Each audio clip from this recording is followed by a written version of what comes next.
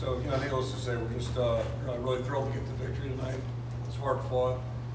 Very proud of our team, our staff, the resiliency that they showed throughout the entire game. And, one thing you can almost bet on in this series, it's going to be a four-quarter game. Today was certainly, obviously, that.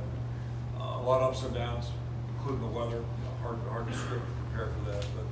But the bottom line is, it was a real test of mental toughness, physical toughness. I thought our guys did a great job against a team that played extremely well, and they're an outstanding football team too. So we're just thrilled to get the victory, and proud of our seniors. Getting great leadership, and we got it tonight. First time on the road, a tough place to play. So the seniors did a great job too. Bottom line, we're 3-0. Just happy about that. Happy that we got a bye week. Let everybody take a nice bath, and then we'll move on to the next step. Throw it out for questions. Kirk, how hard is it to keep the guys focused when you have almost 3 hours of abilities like that? Yeah, either during the first one or second one, I don't know which, but I started thinking maybe we got to practice, as dumb as that sounds. But it's, for baseball, I guess it's easy. You go in there and play cards, and they're used to rain delays. But football, it's unusual, and I just credit our guys, and our guys did a great job of trying to relax a little bit. At least we had a warning before we were going to go out there. I'll credit our managers and state troopers too. I think they ran out and got about 60 sandwiches from 3 different stores at one point. So walked in, somebody's eating a big hoagie. So it's kind of interesting, but first time for everything. So just really proud of our guys staying with it and staying focused. Coach, defense gave up some yards, only 17 points down in the fourth quarter, buckled down on that final drive, and also that special teams. Like, you've seen a game kind of end in that fashion? No, I can't remember one like that. And I think our special teams obviously were key to the game tonight. Keith with his field goals, the execution of those field goals was flawless. Michael really punted the ball well, and really happy there. And he does a good job of putting it in a tough spot. But and then DeMonte, I think, came up with the ball down there. He's been hustling, working hard. One of our seniors who's really done a great job on special teams now for a couple of years. So yeah, just a really unusual end, and probably fitting. Just the way this thing was going, it was crazy on all fronts. It wasn't a perfect game, as you avoided the critical mistake. Yeah, we did outside the big plays, and giving up a couple of big plays. It was about 120 yards offense right there, and obviously 2 scores. And we're a better football team if we don't give up the big play. Anybody is. I'm not stating redundant there, but being redundant. But we did a great job of ball security, and that's also big in any big game. And this is certainly a big game anytime we get together. Coach, Nate Stanley wasn't quite as proficient as he'd been throughout the first 2 games, but it looked like his leadership really showed in the second half. What did you think of Nate's performance? Yeah, 2 things. I think, first of all, you got to give credit to our opponent. They played great defense tonight. They were very aggressive and very tough to move the ball against and score against. So, to me, it starts there. And I can't say enough about what Nate's doing right now. He's more in control than he's ever been since we've been around him. And the throw he made on that 3rd and 22 or 3rd and 25, whatever it was, as good as I've seen him throw. So, that was a huge play, and took 2 good players to make it. Good protection on top of it. That staying on the sideline, that was pretty impressive. Pretty good stand by your secondary after so many bodies in and out. How do you keep them from freaking out? I guess. Yeah, it's not easy, and DJ's first start. Kerner's a veteran now. He's got 2 starts. He's moved past Merriweather, so happy about that. And he was heads up. Obviously, at the end there, it was a heads up play there, but. For those guys to come up with that big stand at the end, it was huge, obviously, and that's again team football. We had some ups and downs, gave up a couple big plays, but we needed it. We came up with it, and give the offense a chance to bleed the clock a little bit. Why was Nate so good on 3rd down, and the entire offense so good on 3rd down this season? You just never know how any game's going to pan out. And you never know. Our first down proficiency wasn't as good as you like, or efficiency, so it makes it a little bit tougher. And we had a lot of tough 3rd downs that we converted. And again, that's I think a value of having a quarterback who's a veteran guy and just stays poised.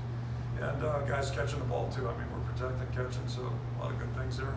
Hopefully we can build off that. You guys lost so many close games last year. You stress the importance of finishing these. What does it mean to finish one like this? We try every year. Every game you're trying to do it, but again, it just games like this get down to mental toughness, physical toughness, and they certainly had more than their share of it too. So both teams competed so hard out there in the field, and it's just a tribute to our guys. I think our leadership, and talking about our seniors again, really kind of leading the way. And nobody getting discouraged, even though we had some discouraging plays, but nobody got discouraged out there and just kept swinging the bat and kept playing. So it's just a really good thing. How about Keith Duncan getting this moment after 2 years of mothballs? Yeah, I think the bigger story there too is a great moment for him. I'm so happy for him. The bigger story is how he's handled it. And initially, a couple years ago he was a young guy and kind of acted like a young guy, but boy, he's been riveted in, wired in. And both those guys sat behind Miguel and they competed, and they're both kicking really well in practice. So if it had been Caleb, we would have felt good about him too. But the big story to me is just how they've stuck with it and tried to improve, and they've clearly improved. And I think we have a lot of guys on our roster that have done that over the last year and a half probably. They haven't played a lot. Is this a game that you point to when you win it like this, like in the past when you've won a tough game later in the season when you're in the Big Ten? You point back to this? This is a conference game. I mean, you're on the road, you're playing in a tough environment. It's a really tough football team, and there was going to be nothing easy about this. We knew that, and that we get a lot of those during the season too. It's kind of the nature of football. So, yeah, it can't hurt. It sure can't hurt for us to weather it and push through it and fight through it. It's all positive, that's for sure.